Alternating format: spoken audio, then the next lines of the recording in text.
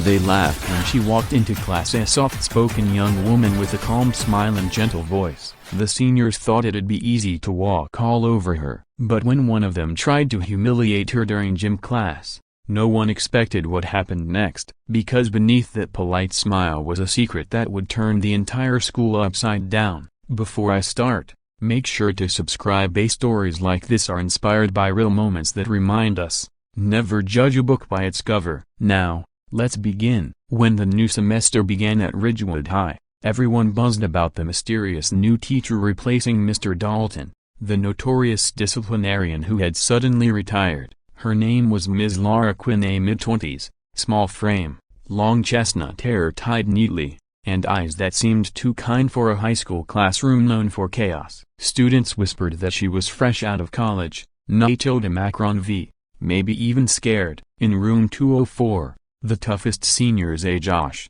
Tyler, and Megan A. sat at the back, ready to test her limits. When Lara walked in on her first day, silence filled the room. Her smile was warm, almost fragile, and she spoke softly.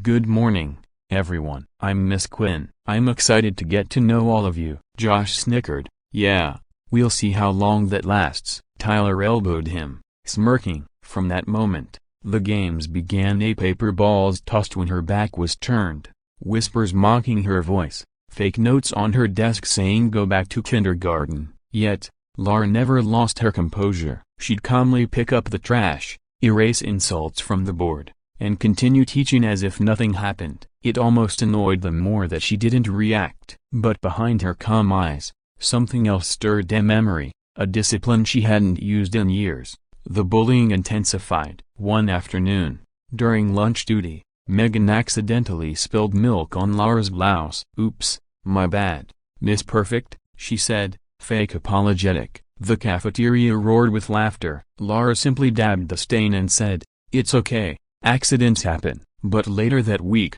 things went too far. Josh snuck into her classroom early, rigging a prank with a bucket of water on the door. As Lara entered, the bucket spilled, soaking her completely. The class erupted in hysterics. She stood motionless for a few seconds, dripping, then smiled softly. "All right," she said. "If you all have energy to spare, you'll need it for tomorrow's session. Attendance is mandatory." No one knew that Ms. Quinn wasn't just a literature teacher. She was also certified to teach physical education, and even fewer knew she was a former MMA fighter who had left the circuit after a near-fatal injury changed her life. She had sworn never to step back into that world, but sometimes life had other plans. The next day, the class dragged their feet to the gym, expecting boring stretches or maybe a lecture. Lara stood there, wearing a simple tracksuit, hair tied tighter than usual. "Today," she said, "we're learning about discipline, coordination, and respect." Josh smirked, whispering to Tyler, "What's she gonna do, yoga?" Lara caught it, but smiled faintly. "Actually, we're doing basic self-defense drills." She demonstrated a stance, her movements unexpectedly precise, too precise for a beginner. When she asked for volunteers, no one moved. "Josh," she said suddenly, "why don't you help me demonstrate?" The class cheered as he swaggered up, confident he'd make a fool of her. Lara instructed, "Try to grab my arm." He lunged, grabbing her wrist, but in one fluid motion, she twisted, stepped forward, and flipped him onto the mat. The gym fell silent. Josh lay stunned, wind knocked out of him, while Lara calmly helped him up.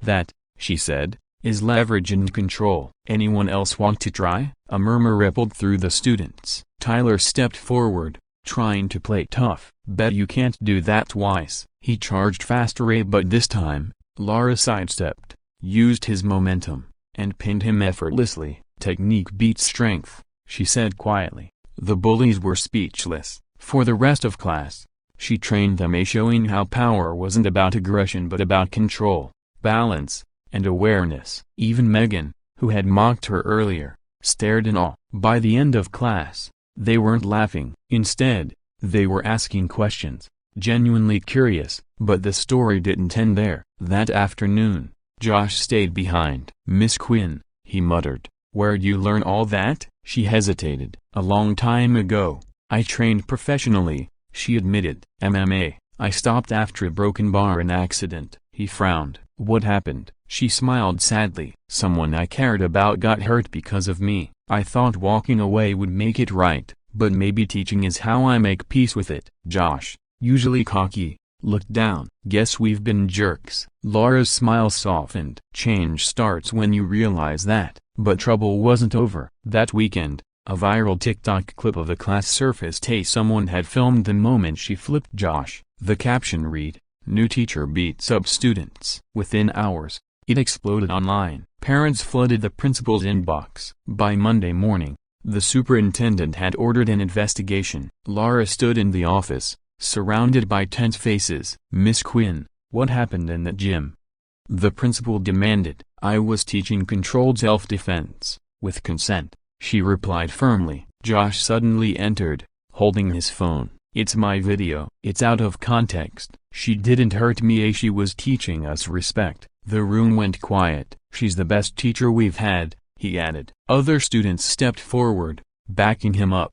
The superintendent frowned, skeptical, but the collective defense was too strong to ignore. "Very well," he sighed. "No disciplinary action, but be careful, Ms. Quinn." Word spread fast at the MMA teacher who humbled bullies. But not everyone was pleased. A local martial arts coach, Victor Hayes, recognized her name from the video. Years ago, they'd trained together until a brutal match had left his brother injured. He tracked her down, furious that she was teaching again. One evening, as Lara left school, a voice echoed from the parking lot. "Didn't think I'd see you again, Quinn." She froze. "Victor." He stepped forward, eyes burning. "You shouldn't be near kids after what you did." She clenched her jaw. "It was an accident," he sneered. "Tell that to my brother, who still walks with a limp." Their voices rose until Josh, leaving football practice, overheard. "Everything okay, Ms. Quinn?"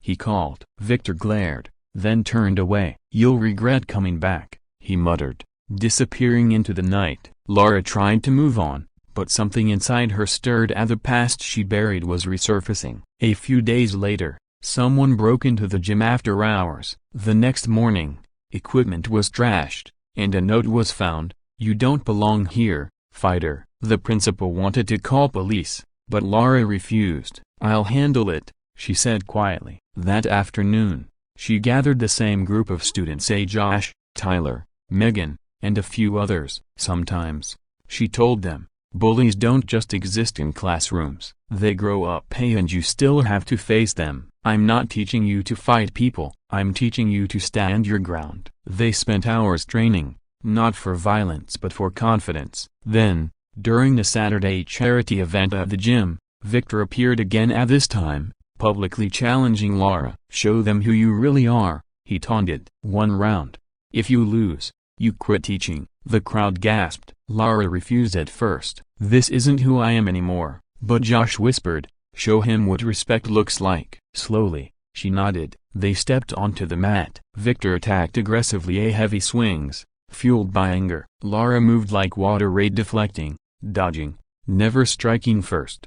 When he lunged to grab her, she swept him down, controlling the hold without hurting him. The crowd cheered, but Lara didn't celebrate. Instead, she released him and said, "I didn't come here to win. I came to prove you can fight without hate." Victor looked up, defeated, not by strength, but by grace. The video went viral again, at this time with a new caption: "Teacher uses MMA to teach respect." Lara became a local hero. But what truly mattered wasn't fame, it was that her students changed. Josh started mentoring younger kids. Megan joined the school's girls' self-defense club. Tyler began volunteering at the youth gym. They weren't bullies anymore, they were protectors. And Lara, once haunted by her past, finally forgave herself. Months later, during graduation, Josh gave his speech. "A great teacher doesn't just teach lessons," he said, voice trembling. "She fights for you even when you don't deserve it." He turned toward her, smiling. "Thanks for showing us strength isn't about power, it's about purpose." Lara's eyes glistened. The audience stood, applauding the woman who had turned ridicule into respect, weakness into wisdom, and a classroom into a place of redemption. As the lights dimmed that night, she sat alone in the gym, hands resting on the mat where everything had changed. The echoes of laughter, fights, lessons all merged into one thought: sometimes, The greatest victories are the ones where no one loses. And that's the story of Miss Lara Quinn, the teacher who silenced bullies not with fists, but with discipline, courage, and heart. What would you have done if you saw a teacher like her being mocked? Stayed quiet, or stood up? Let me know in the comments. And don't forget to subscribe for more stories that prove one thing: respect is the most powerful skill you can ever learn.